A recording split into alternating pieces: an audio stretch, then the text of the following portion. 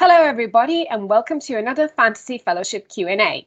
I'm Yelena, and today I'm joined by the award-winning author, Tad Williams. Tad has been a published author for almost 4 decades, and in that time, he has written in almost every genre, from epic fantasy to science fiction, urban fantasy to young adult novels with his wife, Deborah. Tad, welcome. Thank you for joining us. Thank you for having me. You had quite a colorful career, so to speak, before you became a published author. Could you tell us how you started, keeping in mind that you started in what seems like a very, very long time for us? It was actually in the 80s. Yeah, it seems like a long time for me too.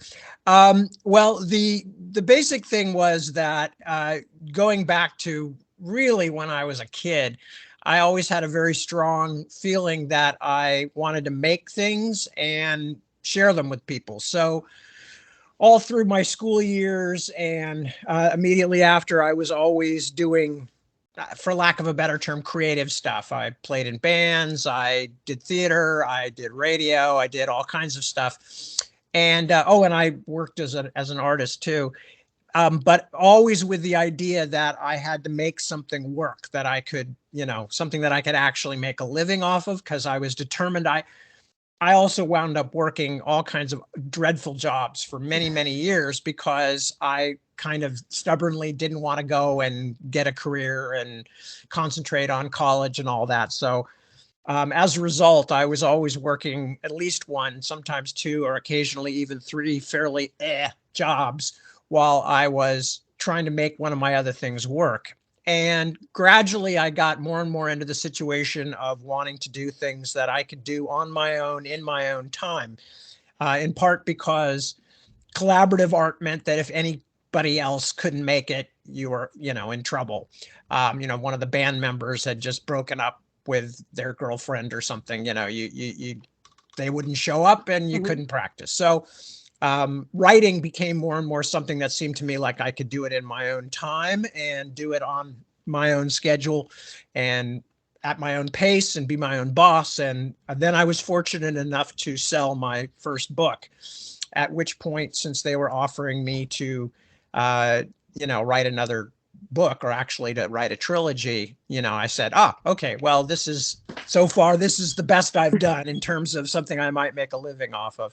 And that's where I went. But in retrospect, it's not a shock. I was from a family of book people, and especially my mom. And, I was a reader from a very early age. So, yeah, I mean, it wasn't a shock once I realized where I was heading.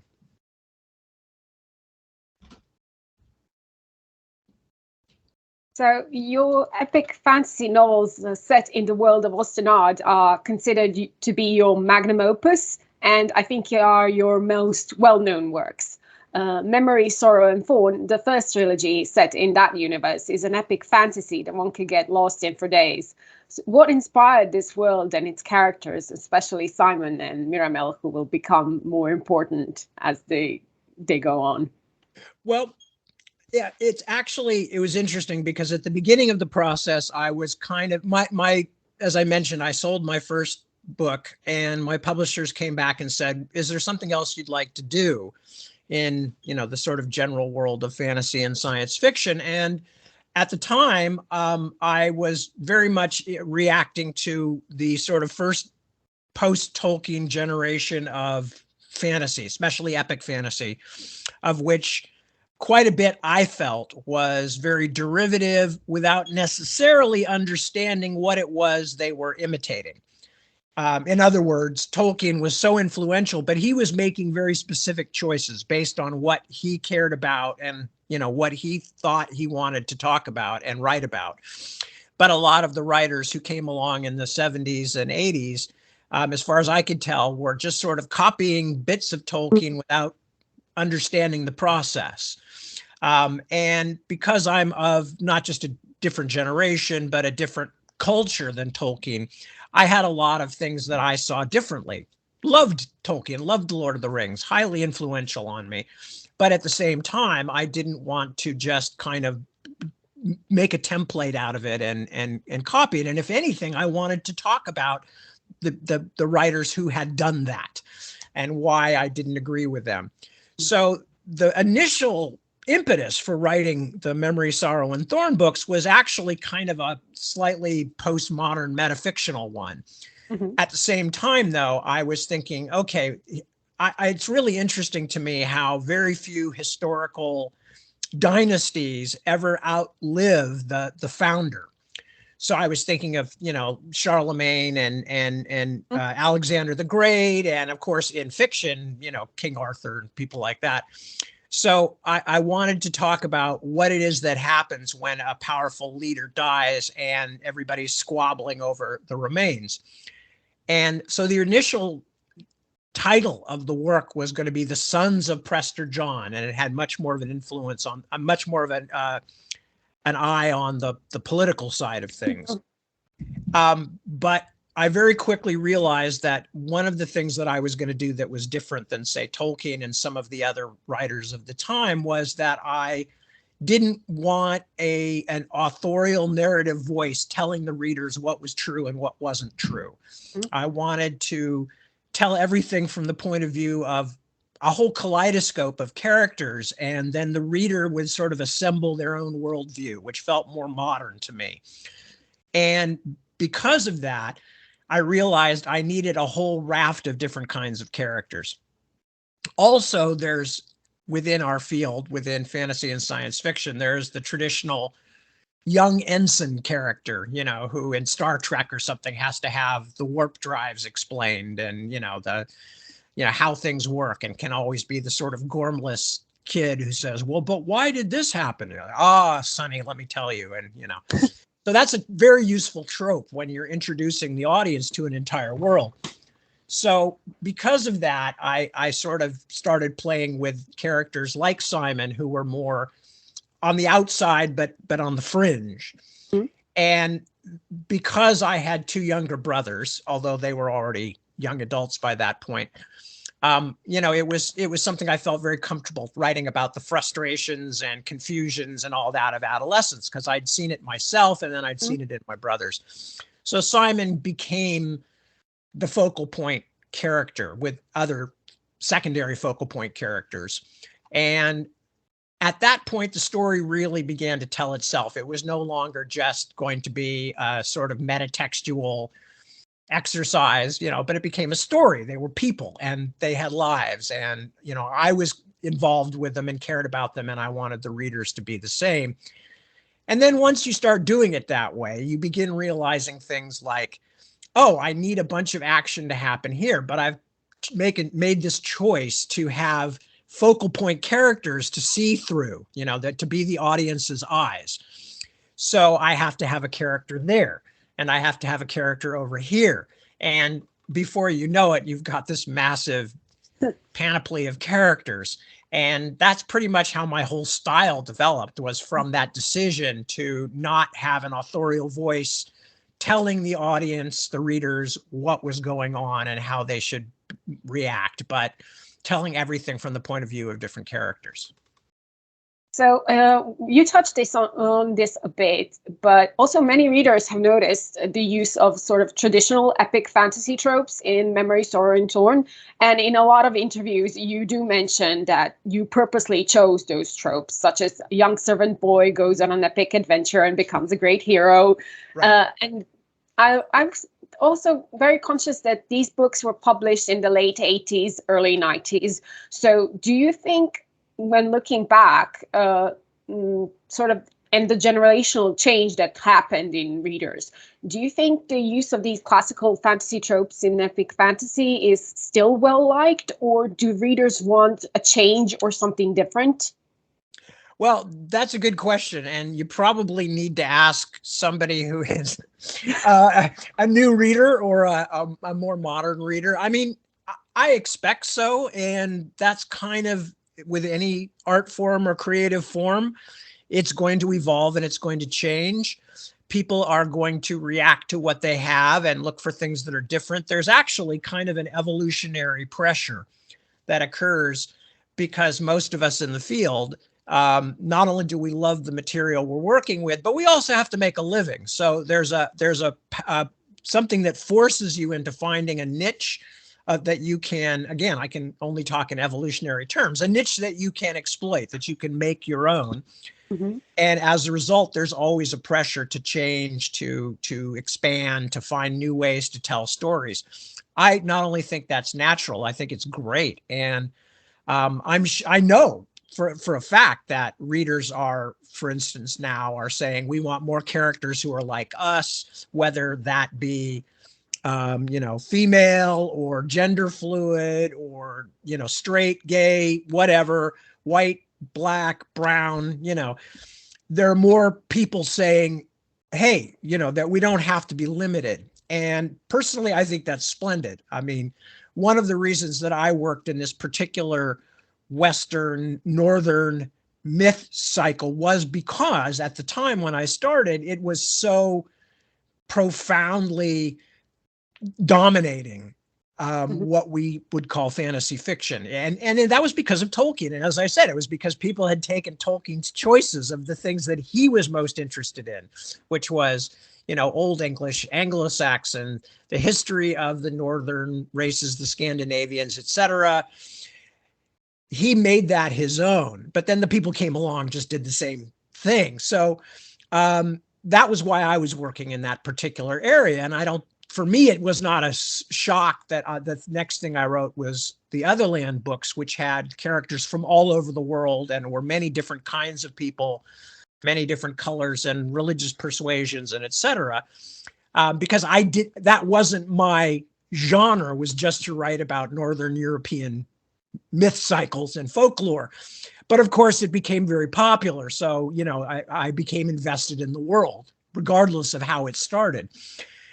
So I don't know exactly what new readers are looking for, but I'm sure that they are looking for, as I did in my day, somebody to take something that's already out there and do something new with it, something that will stretch the genre, something that will make me realize that I was taking things for granted, which is always the role of writing and fiction, is to make people think about what they take for granted and rethink it.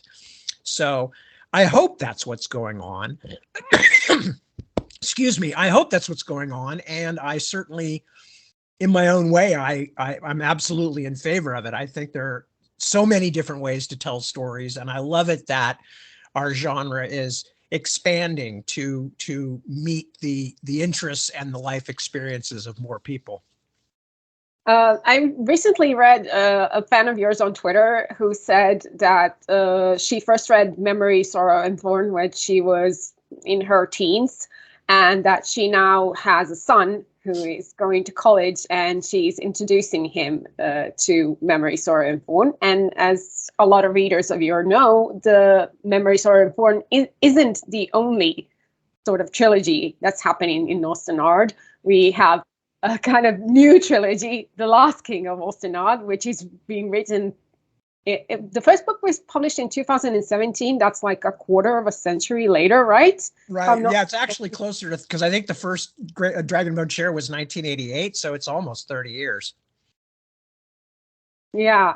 And when you kind of finished writing to Green Angel's Tower, did you always knew that you were going to come back to the world of Osten Ard, or this was it? You told the story you wanted to tell. Maybe you'll come back with something different, maybe not, but this is for now it. No, I never expected to write any kind of sequel.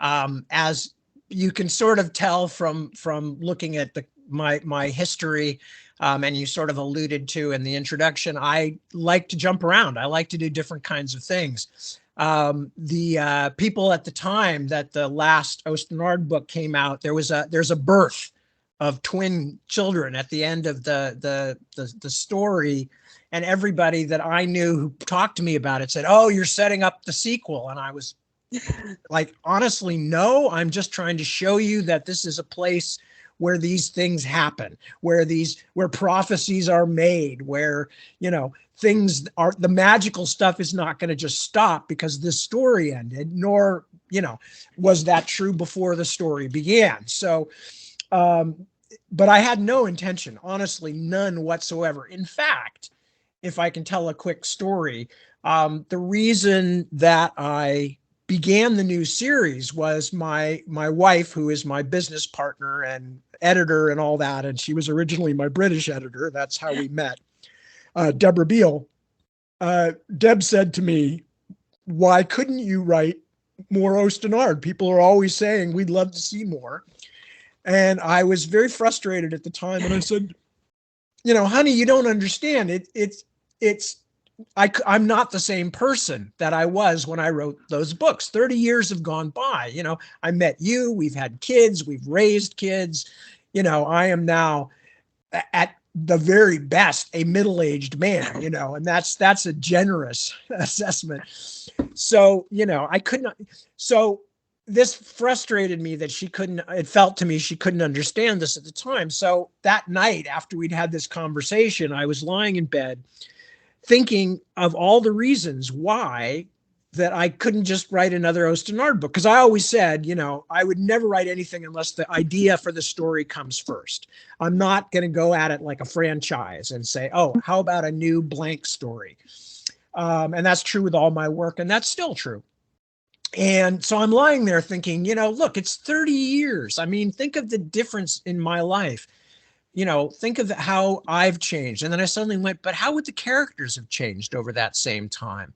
That's not really something that I've seen done in epic fantasy. I haven't seen anybody go back to their characters that, at the end of the first story, they were young and everything was in front of them and they had their equivalent of a happily ever after ending. And then you go back and say, well, but what really happened? Because that's what life is like. And that's what life has been like for me. And, I suddenly, all of a sudden, these possibilities began flooding in the middle of the night as I'm lying there trying to get to sleep.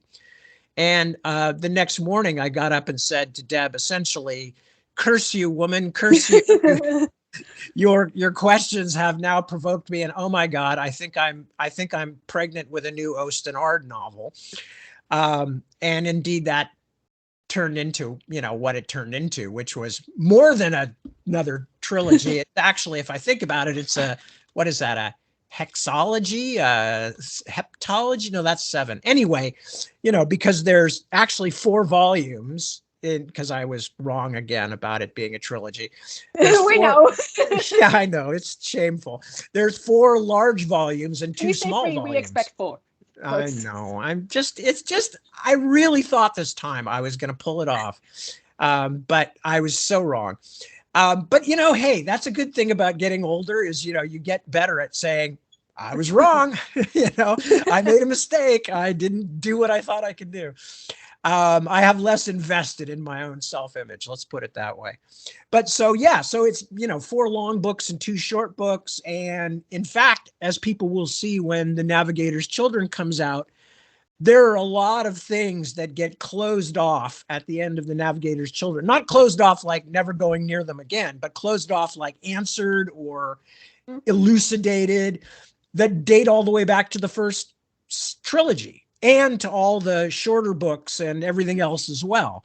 So by the time I was finishing this thing, I was carrying this monstrous weight of, how many volumes is that? 10, 12 long books altogether, and all this world building, and trying to deal with it all at once. So it became much more of a thing than I expected, but, it came out of me telling Deborah that I literally could not come up with an idea and that became the idea.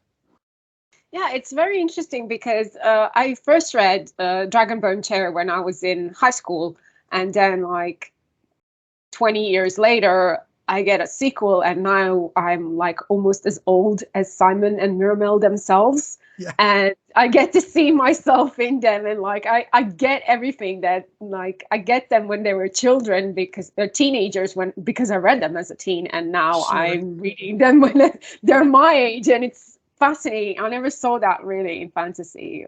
It's really a great thing. Please, I'm very pleased to hear that, by the way. Was it really strange for you to come back to Simon and Muriel in their 30s? Was it difficult to get back into writing them as totally different people? Actually, no, it really wasn't. The only thing that was odd was there were a lot of minor characters that I had to really go back and research and go, okay, what exactly did I say they looked like, or what exactly, what little weird habits of speech did they have, or things like that. But for the major characters, like Simon and Miriam L and some of the others, no, it came back very quickly, and I think that's indicative of how well I felt I knew them when I was writing the first book. And it's kind of like those friends that you have where you don't see them for a long time. Yeah. And you have like 20 seconds of saying hello and hugging each other. And then somebody says something and boom, it's just like there was no time passed. And it was very much like that for me with Simon and Miriam. I knew what Simon was like at an age closer to mine. I knew what Miriam L was like. I just, I felt as though I knew them. Whereas some of the minor characters, I didn't remember as well because they had not lived in my head for years. I mean, the first trilogy took me 7 years during some of the most difficult and weird times of my life. So, I lived with them and felt as though I knew them. In fact, when I finished To Green Angel Tower back in the day, it was like my noisy, lovable upstairs neighbors had just suddenly moved out and there was complete silence on the floor above me. And, I'm speaking metaphorically of my own head here, but that's what it felt like, which is one of the reasons I'm always on to the next project, because it gets spooky being in here by myself. So it was remarkable, in fact, how quickly most of them came back. There were some weird little bits here and there, but mostly the main characters, it really was as though I had known them all this time and just hadn't been particularly close to them on a day-to-day basis. But once I went back to them, there they were. So The Navigator's Children is the last book in the Last King of Osten Ard series. Mm-hmm. How do you feel about this epic chapter of the saga of Osten Ard ending?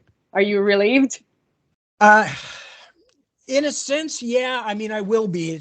I'm still in rewrites, but in a sense, I will be. But it's become clear to me that in some ways, this is a world I'm probably never going to completely leave, because I have invested so much energy and love and care in the background of it and the history of it. I do not claim to have gone to Tolkienian lengths. I mean, he spent 70, 60 something years all working on the same thing. And I have, as everybody who cares about my work knows, I've been all over the shop trying lots of different things. But as far as Osten Ard goes, I've put in years and years and years. So I don't feel any longer like, oh, I will never go back here again like I did for 20 something years after To Green Angel Tower. I thought, oh, well, I'll never go back to that again. This time I'm like, I've invested so much energy in it. I may write more. Well, I'm certainly going to write some short Osten Ard, but I may write, another long series as well. I don't know. We have had an announcement that you're writing another book set in Osten Ard, The Splintered Sun. It's set pre-Dragonbone Chair, and it follows the adventures of Flan Adelwood, a Robin Hood-esque kind of figure for what we got in the press release. So can you, or maybe a better question, are you allowed to share more information about it? I don't think anybody would object too much. It's set roughly 1,000 years, maybe a little bit less, before the Dragonbone Chair era. It's set mostly in Hernistir or Hernistir. I don't care how people pronounce any of it. I honestly don't. I don't care at all.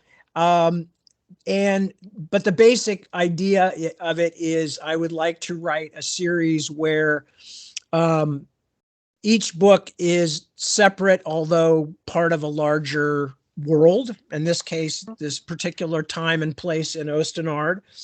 And it's about, as you said, a kind of Robin Hood-esque set of characters who are on the fringes of things. They are, kind of involved with the politics of the time, but they're also criminals because they have offended certain, powerful people, and et cetera, et cetera.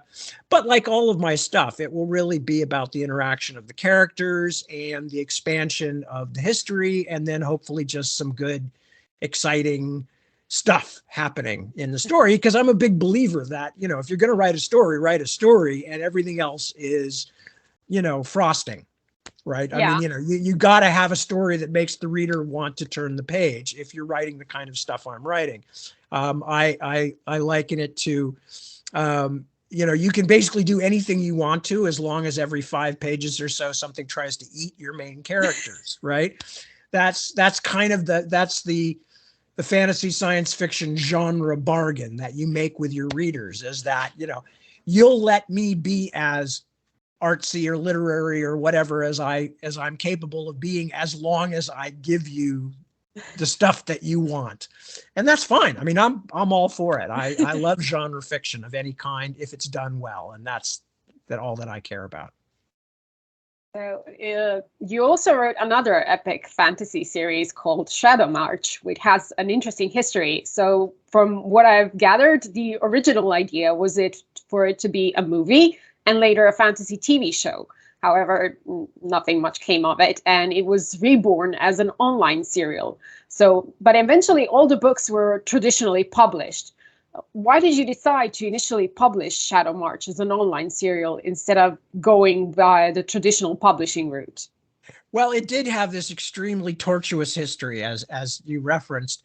What happened, in fact, was that I met a very well-known illustrator who I'd always been a big fan of, named Roger Dean, who did, among other things, the covers for a lot of famous record albums of the 70s and 80s, all the Yes albums and things like that, and very well-known illustrator and big favorite of mine. I met him and Mike Kaluta, and they were at that point thinking about working on a fantasy movie of some kind. And then I came up to San Francisco, where they both were at the time, and met them and hung out with them. So I wrote a proposal, but I said to them as I was writing the proposal, I don't think feature films are the best place to do epic fantasy, because first of all, you have to set up so much information about the world that it's hard to squeeze that into 2 hours. So I said, if you want to do a proper epic fantasy, I think you should do something for episodic television. So I wrote the Shadow March premise, which was this city kind of right on the edge between the human world and the non-human world, so that there would be, because in episodic television, science fiction, fantasy type stuff, you kind of have to have a place where people mix. That's what Star Trek was. They're in a ship, so you're always in the same location, but then you have aliens come in, or you go down to the aliens, etc. So that was the basic idea for Shadow March. It rose up through the ranks of what was called at the time the Sci-Fi Channel, if I remember correctly. And got passed up, meaning, approved and approved and approved. Yes. Finally got to somebody near the top. And this guy went, why would we do another fantasy show? We already have Xena, the warrior princess. And that was it. Boom. After like 2 years of making its way through the thing, it was like, we already have Xena. Who else wants another fantasy program? And so at this point, I was very frustrated, needless to say. But I also said, well, I have a brand. I hate that word, but I have a brand for fantasy. And I'd like to do this. It's the early days of the internet, although it didn't feel like the early days at that point. It felt like, we're already 10 years in at this point. Stephen King was just trying to do an online novel. I think it was The Green Mile. And so I said, okay, well, I sure am not Stephen King in terms of my people knowing me, but it'd be fun to give that a try. And it would be fun to write a book under the stresses of having to produce a certain amount every week. So that's what I did. I launched into doing Shadow March with a chapter every week or every other week, and people subscribed. At the same time, though, I had a feeling, because of what was going on in the world and online at that time, I said, I think there's a very good chance I won't make any money, and we may even lose money on this. So I'd better write something else at the same time. And so that's when I wrote War of the Flowers. I literally wrote it at the same time that I was writing the first Shadow March book, because I knew I had to have something. That was, our income is from books. So then when we did in fact not make any money off of Shadow March, but I was all the way, into one of my massive multi-volume stories. And I really didn't want to just leave it open. I've always prided myself on finishing things, even if I take a volume more than I said I was going to. I still finish things. And I said, so I'll finish it as a regular book. And that was another trilogy that turned into 4 volumes. Embarrassing. But that was the thing, was just that mostly I've invested time and energy into building this world. The readers have invested time and energy into getting involved with Bryony and Barrick and the rest of the characters, Chert and Opal, all those guys. So I want to finish the story. And that's what happened. So you mentioned War of the Flowers, which is my favorite ever book that you ever wrote. Thank you. We constantly talk that you write big series, but The War of the Flowers is an epic standalone fantasy fiction that follows Theo Wilmus, a 30-year-old singer at a not-so-successful rock band. And I think that book has most of your autobiographical elements in there. And it's incredibly dark at times, but at the same time, it's kind of filled with hope. So, and you mentioned that you were writing it at the same time as Shadow March. So could you talk about that experience and how you felt when you finally wrote a standalone fantasy that is 800 pages long, but okay, standalone. It is still a standalone. It still counts, darn it. Well, the idea that began War of the Flowers actually is one of the few things that came from a dream. I'm not somebody normally who says, oh, all my ideas come from dreams. But I did have a dream many years before that, and actually got up and drew a picture based on it of a bunch of what looked to me in the dream like 19th century Victorian businessmen waiting for a train, but they had wings. And that image just stuck in my mind. And so, as often happens with me, when an image or an idea comes to me, I begin thinking, what kind of place or situation would that be if that were true? And so I began to think of a world that was like ours, but different. And from there, it naturally led to an idea of a modernized version of Fairyland. As far as Theo and his stuff, yeah, absolutely. In fact, as sometimes happens when I'm occasionally doing a somewhat semi-autobiographical character, or a character that in some way kind of is supposed to represent me, there are little jokes in the name. So Vilmos is the Hungarian version of William, and Theo, people always used to think that my name was either Theodore or Thaddeus. In fact, my real name is Robert. Tad is just a nickname meaning small, and it has nothing to do with my first name. It's just a name I got when I was really young. But so Theo Vilmos is essentially a version of me, and you could say Vilmos or Vilmos or whatever, it doesn't matter. But this has been true for other characters too. I have, a character who's been in a couple short stories of mine named Pogo Cashman. He's based on me. Bobby Dollar is in part, and you can see there's, Cashman and Will as in money, and Vilmos as in Williams. There's all these little things. So that was basically the idea, was that not that he was me by any means, but he was me or somebody like me if I had had less good fortune, if I had not found a way to utilize my talents, for which I was very grateful. So that was the initial kind of impetus for writing the story. But as always is the case with me, by the time I was into the book, I was fully committed to whatever the reality of the story was. And I loved writing that one. I mean, I love world building. That's probably pretty obvious to anybody who's read my stuff.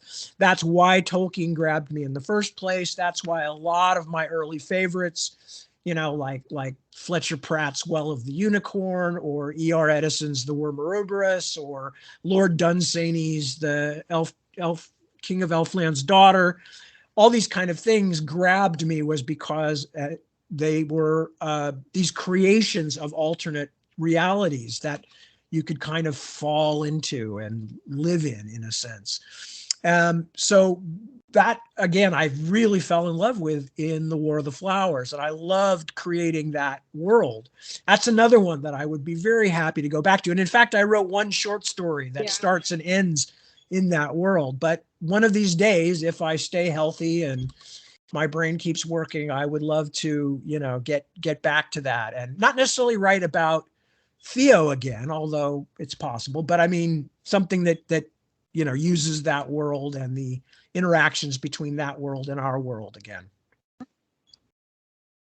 So you mentioned Bobby Dollar, which is an urban fantasy, another sort of excursion of yours into another genre.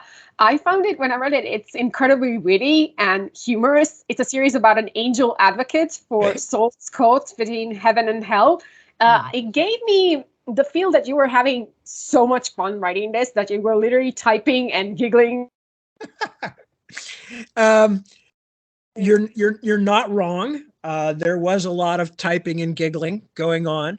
One of the things that I most enjoyed about those books was because it was the closest that I've ever been able to write in a novel in my own voice.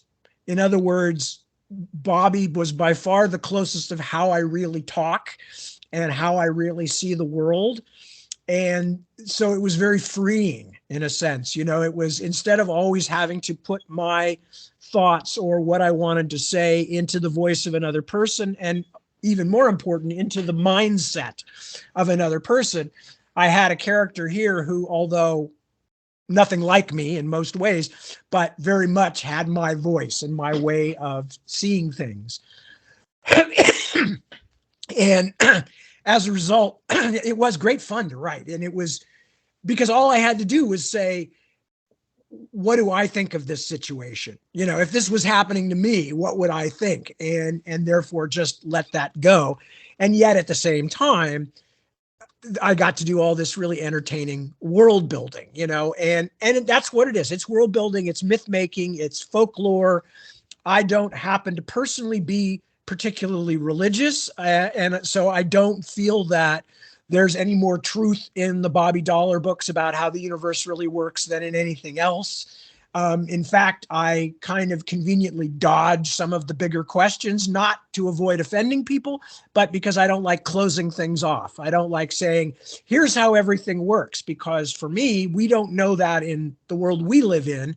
And as soon as you do that in a novel, you immediately make a reality that is slightly unfamiliar and not, to me, not as interesting.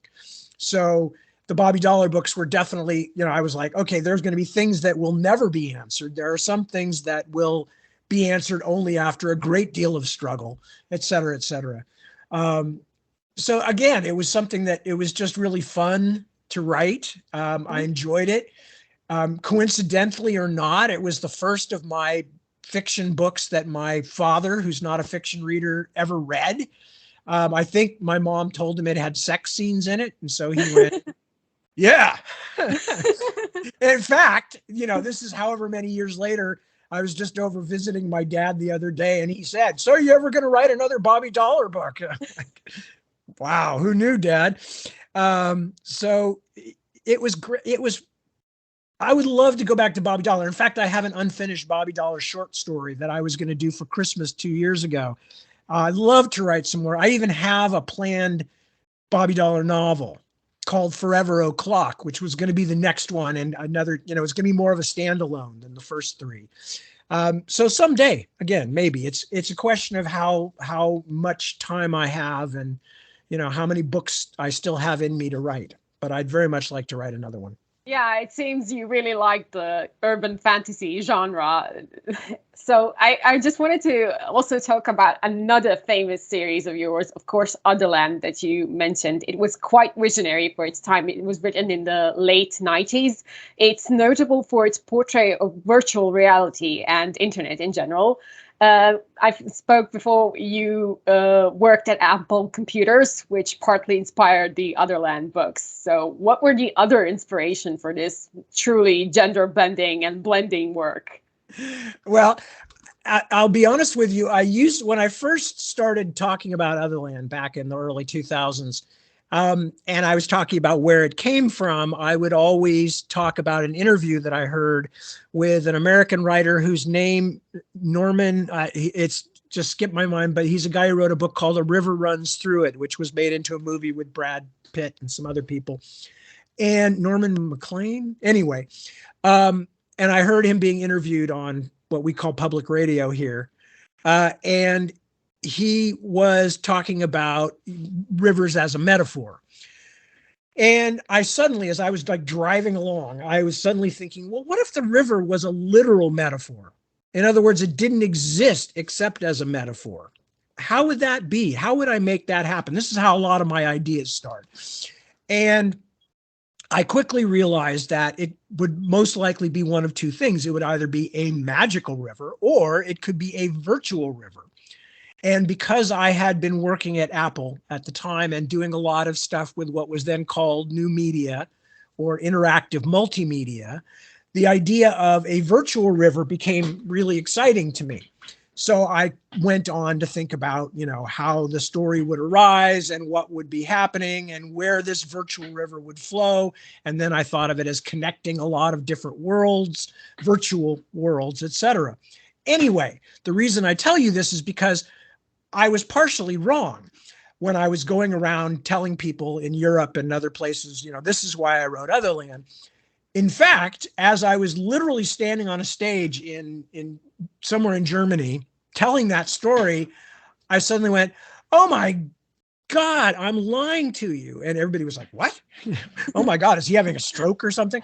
I went, no. I mean, it's not that I'm lying to you. It's that wasn't the real genesis of the Otherland idea. I've suddenly had this massive flashback to when I was like 6 or 7 years old and went to Disneyland and got on the Fairyland boat ride. And I don't know if you've ever been there, but the Fairyland boat ride at Disney is one of the oldest things. And it's this boat, and you get on, and you've got Snow White sitting in the front of it with a microphone, and she's saying, welcome to the Fairyland boat ride. And then you're like going down this little canal, and there's these miniature houses and things out of fiction. So she's saying things like, look, there's Alice in Wonderland. There's the Red Queen's garden, and look, there's Toad Hall, and and there are these little miniatures on the banks of this little canal you're going down. And this just hit me, and I went, oh my God, Otherland is the Disneyland fairy tale boat ride. And I was so shocked by this that I had to announce it to this room full of people who probably did think I was going nutsy cuckoo. So that's the other thing, is that I realized it was this very powerful thing when I was a little kid, of this idea of being able to step from one story to another was super powerful for me. So that was a big part, as I now realized, in Otherland. But it was also, Otherland is big, and I could talk for an hour or two about Otherland all by itself, because it's got more stuff packed into it than anything else I've ever done. And the main themes are things like, what does it mean to be human? What is the role of story, not just in human life, but is there a bigger role of story? Does story actually influence the universe? There's all these kinds of other issues. But one of the main things that I was really working with was the way that we shape ourselves by what we tell ourselves. And that runs all the way through the books. So it became this very, very complex thing. But what it really, the other thing that it boiled down to was all the stuff in my life that had made me who I was, that had come to me out of stories or out of books. So, it's full of all these things like Egyptian history and mythology and the Trojan War and Alice Through the Looking Glass and just all, the 1930s cartoons and all these things that fascinated me and that made me a wider person than I would have been otherwise, because of books and other experiences. So very much for me, Otherland is a salute to storytelling and the human capacity to make things up that nevertheless explain important, true things. Did you like the Otherland kind of seems like it would be a good sort of story to adapt to television, especially since Ready Player One, the book, it was adapted into a movie that was kind of popular, mostly because like there was 80s nostalgia and we kind of 80s kids love our nostalgia. Do you ever think we will see Otherland as a series, on Netflix or Amazon or whatever big houses are willing to spend money on this fabulous world? It's always hard to talk about these kinds of things because where there is interest, or even in some cases where things are happening, you're either not allowed to talk about them or you're reluctant to jinx them. I will just say that I think Otherland is probably the thing that is most likely to be adapted first. I would be entirely in favor of it. I think that it's in many ways it's the most obviously modern piece of mine, in the sense that I set out to write essentially an epic that was contemporary. I didn't want to write another Tolkienian epic fantasy. I wanted to write something that only somebody from my era could write.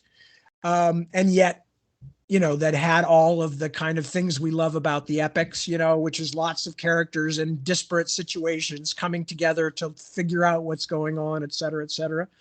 So I will just say this: it's possible. I'm not able to say, yes, it's going to happen. I wish I could, but I'm certainly not saying no, it won't happen either. And I think it's the most likely thing to be made into something in another medium. Well, fingers crossed. When we're speaking of other media, your book covers were illustrated by the magnificent American artist Michael Whelan, and we associate your books with his art. Recently, Michael has been tweeting about working on your covers he's done for your books, and they were a fascinating insight into his illustration process. So how did it come to this really spectacular collaboration? Did you know about Michael's work, or did your publisher show you samples of his work and you sort of, yeah, that's the guy I want? Actually, he had a long time relationship both with Betsy Walheim and her father, Donald Walheim, who founded the company. I didn't know Michael personally, as Betsy did. He and Betsy were friends.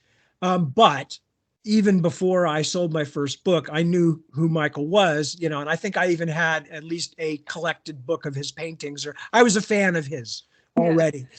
So when Betsy said, essentially, we are pushing out the boat on your book, and we are going to commit to getting Michael, who at the time had won so many awards that he would have to periodically take his name out of nomination for various, best artists awards in our field, because he kept winning them all. And he felt like, this isn't fair. There are other artists who are really good.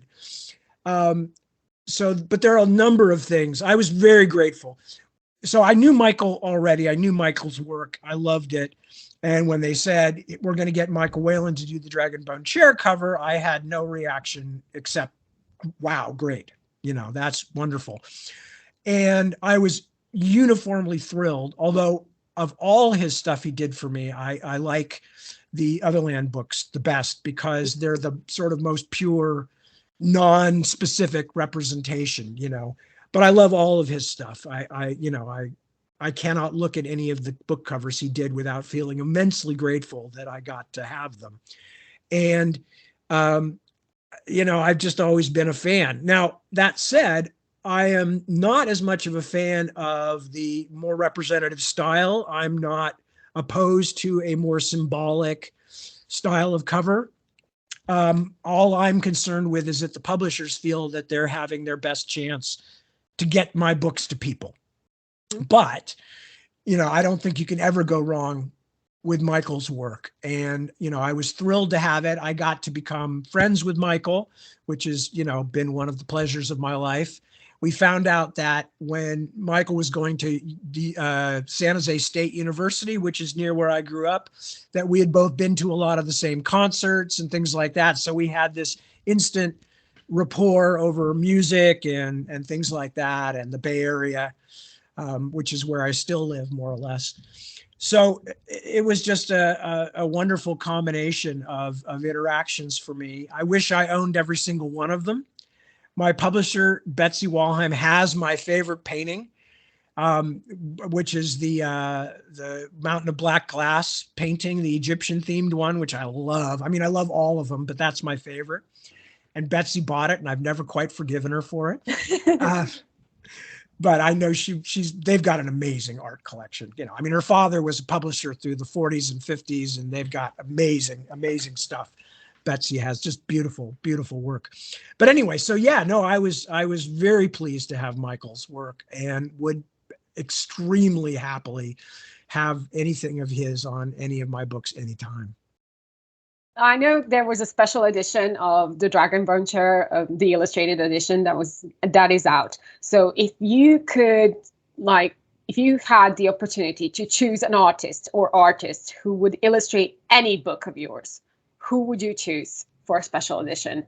For a special edition, wow. I'm going blank on. It would be very interesting to see. Oh Lordy, I've just gone blank on his name. Very fine. Excuse me, very fine collage artist who did a lot of work for the DC Vertigo line, did a lot of the Sandman covers and stuff like that for Neil Gaiman's Sandman. It's because for me, I haven't had my second cup of coffee, so I can't think of the guy's name. He's a brilliant, brilliant artist. He works in this very fascinating kind of collage form, with both, you know, actual hand-drawn art and a lot of found objects and photos and stuff. God, I'm so embarrassed I can't think of his name, but I would love to see somebody like that tackle like the Otherland books, because again, there's so many different things going on in those that would be a really good way to represent them. That's why Michael went for this much less, realistic representational style. Can't think of the guy's name, but that's the thing that first springs to mind. I mean, there's lots of amazing artists out there, and many of whom I probably don't even know, because one of the things that happens as you get older in the world is you spend less time trying to keep up with whatever the happening stuff is, and you become more and more used to the idea of like, I just will never be cool again. You know, it's okay. I don't mind. I can live with it.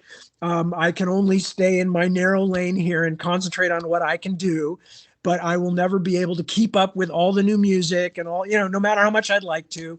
And that also goes for the new writers and artists in my own field and others. And so I'm sure there's a ton of really fine artists, and I've had several of them that I'm not even talking about who've done work on my books. But yeah, I mean, I'm not the best source of like who are the hip and happening people doing art right now. Your work inspired and influenced not just other writers, George Martin among them, who confessed that he likes your works, but also Christopher Paolini, but artists in other media. And I know you mentioned you don't really follow, but in 2006, a German power band, metal band called Blind Guardian published an album, Twist in the Myth, and they have a song titled Otherland, inspired by your Otherland series. Yeah. Did you ever think that your writing would inspire other writers and artists and influence their work? Did you? I certainly never planned on it, because how do you plan for something like that? It goes to a really basic thing that I tell a lot of beginning writers or, you know, would-be writers, whatever, which is you cannot write to a market.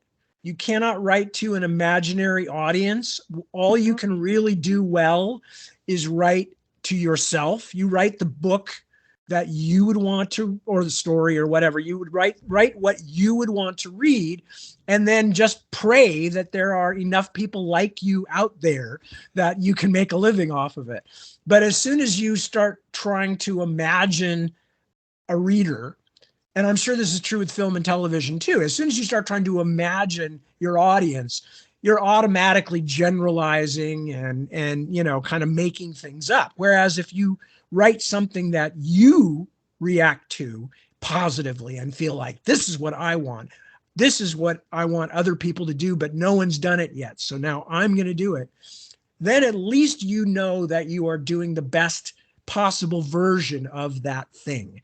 And that's really all any creator can do. You do what you feel best, either tells the story or transmits the feeling, and then you just hope other people get it. And you learn from your success in getting that across or not getting that across. But as soon as you start trying to imagine who you might be writing for and start trimming things or adding things specifically just to meet an imaginary need, you're already not trusting your own instincts, I think. And that's kind of dangerous. So, I never set out and went, I want to influence people.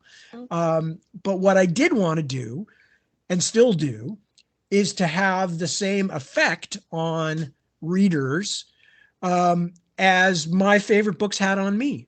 Namely, that I wanted to immerse myself in whatever the thing was that they invented. And I felt as though I had made a friend in the person who created this. The first time that I read, say, the history books, and this is nonfiction history by Barbara Tuchman, who's a very well-known American history writer of the 50s and 60s and 70s. The first time I read Barbara Tuchman, I felt like, this person is talking to me, and I would love to just sit and hear them. And I wish I could talk back to them and we could have a conversation, because I feel like this person and I would really get along and we would really get each other. And that's the feeling that you want to cultivate as a writer. You want the reader to feel like, not that they necessarily know you personally, but they know what you're like. They feel comfortable with it. They want more of it. So, with Blind Guardian or anybody else, I never set out and said, gee, I hope I get a German power metal band to really like my work and want to memorialize it in a song. And there's been a few others too over the years. But I did say, I want to communicate with people, and I want them to have the same feeling that I had, when I read, whatever it was that affected me deeply in the most formative parts of my life. So yeah, I know about some of these things and I'm pleased by them, but I've never set out to do them. They're a happy byblow of just writing the best books I can. And I hope people feeling that sincerity of like, I love this. I hope you will also, rather than I've created this because I've been told that this is what you like. No, I can't, that doesn't work for me. You've been in the publishing industry as a published author for almost 40 years, and you have lots of experiences. And also the publishing industry changed. Well, I don't know how slowly, but it did change throughout the period. So do you have, from your wealth of experience, any advice to writers who want to become published authors that you could share? Any tips, tricks? Well, the first one is that one that I just gave you, which is to write something that you want to read. That should be your first and foremost method of deciding how to work. I would say if you're interested in genre fiction, and genre here can mean any kind of work that has certain kind of guidelines to it, like, Westerns, mysteries, science fiction, fantasy, crime, true crime, whatever. Historical romance, that if you want to write in a genre, that's fine. Stop reading the genre, or at least don't read too much of it. Read outside the genre, read other kinds of fiction, read nonfiction, find out about the real world, because that is the best resource for anything you're going to do in fiction. But more importantly, read lots of different kinds of fiction, because what genres do is they tend to narrow a creator. in other words, they set out a bunch of guidelines. They tell you essentially what an audience is expecting. And as I said before, you're kind of making a bargain with the readers. If they're buying a genre book, like if they're buying a hard science fiction book, they're expecting there's going to be some science in it. If they're buying a fantasy novel, they're probably going to expect that the world is not going to work the way ours does. Same thing. If they're writing crime, et cetera, et cetera. So that being the case, you as a writer are going to bring your own experiences into it, and that's what's going to make you individual. And that's not just your experiences in your life, but obviously all the things you've read that have formed you as a writer. If you only read other genre fiction, you're just going to get narrower and narrower and narrower. Whereas if you read all kinds of things, you're going to bring all that into your work, and it's going to individualize who you are as a writer. So I was influenced not just by Tolkien or by Ray Bradbury or people like that.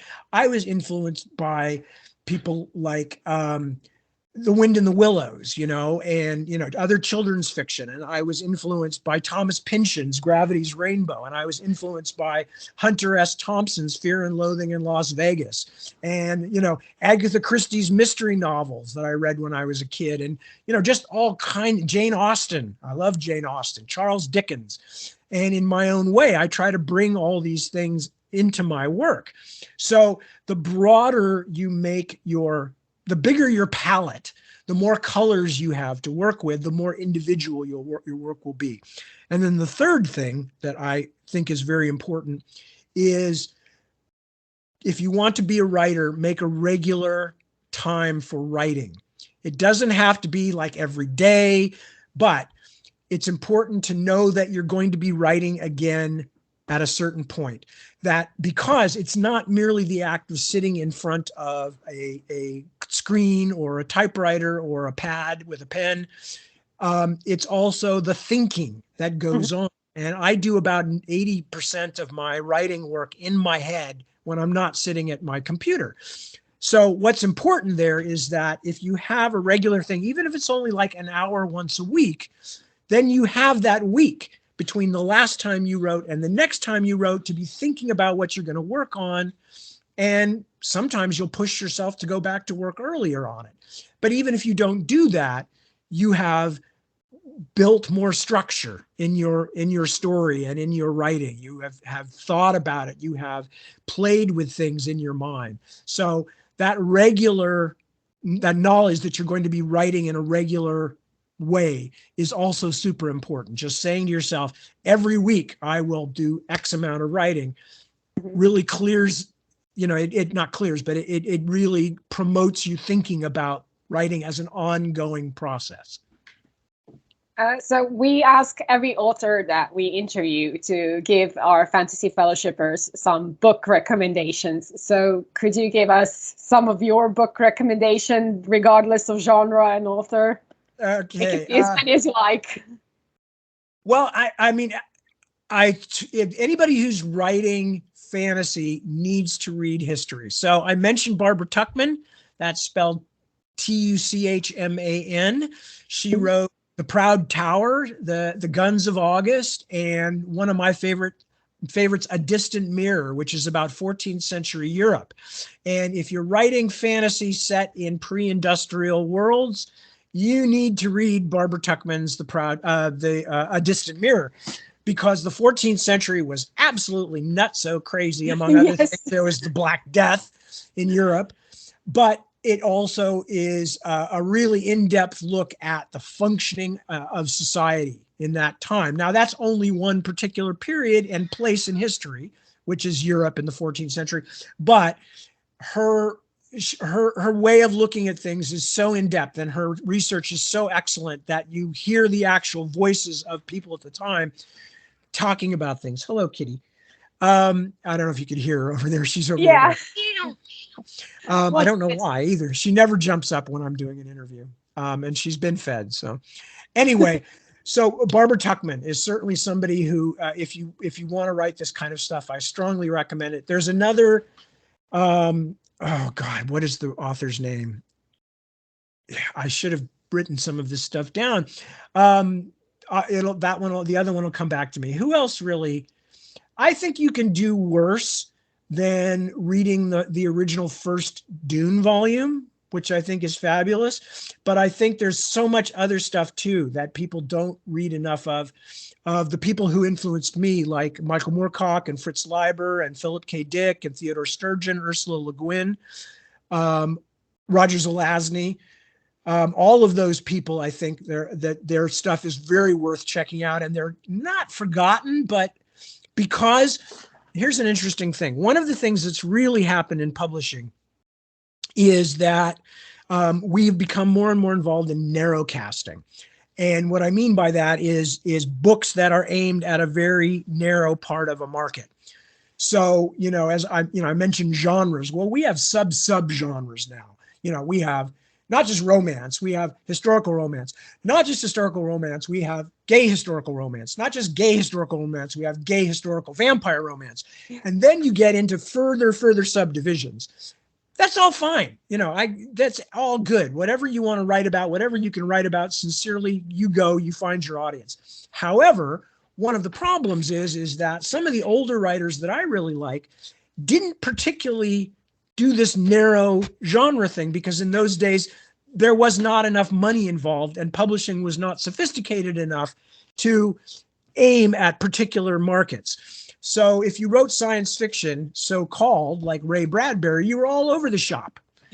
All of these people, their stories wandered back and forth between what we would call fantasy and what we would call science fiction. Unfortunately, my stuff is sometimes too long to do that very often, but I do wander back and forth because of it. I hate being boxed in. So read some of these writers from the 60s and 70s, the ones that influenced me, not because they influenced me, but because they were working in a different environment where there was not as much pressure on them to write bestsellers. There wasn't as much pipelining of material to a select readership. And it was more like, just come up with whatever you can come up with, and see if it finds readers. So all of those writers I strongly recommend. And the classics, Dickens and Austen are just two of them. If you want to read for world building and character creation, Dickens. If you want to read for social observation, Jane Austen. Both of those, even though they're not the style that modern writers would generally choose to write in, they were masters at what they did, and there are millions of lessons to be learned from them. So off the top of my head, that's just a few things. And I apologize for Lost Country Life is another book. It's a nonfiction book.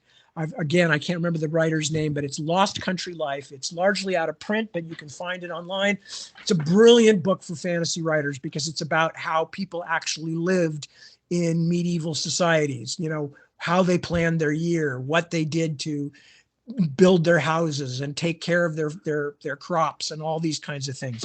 Fabulous book and strongly recommended, along with A Distant Mirror for fantasy writers.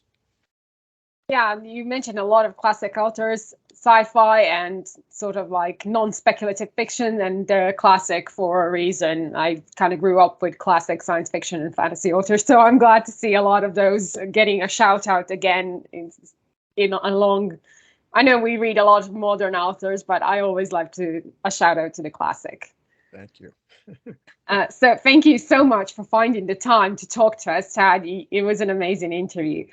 You can find out more about Tad and his work on his website, www.tadwilliams.com. That's Williams with 2 L's. He also has a Facebook page, which is author Tad Williams, and Twitter, where he's under and his wonderful wife, Deborah, who managed all of this, is there under the handle Mrs. Tad. All those links will be in the description box below. If you enjoy reading, especially fantasy and science fiction, why don't you join our community Discord? The link will be in the description box below.